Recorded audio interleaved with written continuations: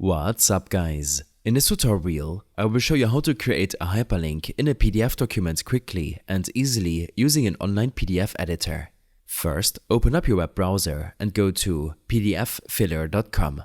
Once you're on the site, upload your PDF file by clicking on the upload button. The file will take a moment to load depending on its size. Once your PDF is open, locate the text where you want to add a hyperlink. Click on the text tool, it looks like a T icon, and double-click on the text to enter the editor mode. This will highlight the text and display a toolbar with various editing options. In the toolbar, look for the Attach a Link option and click on it. A box will appear, prompting you to enter the URL you want to link to.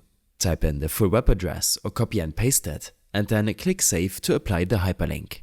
Now, your hyperlink is successfully added to the PDF. Anytime someone clicks on it in the reader mode, they'll be redirected to the linked website. Make sure to download the updated PDF file to store it locally on your PC.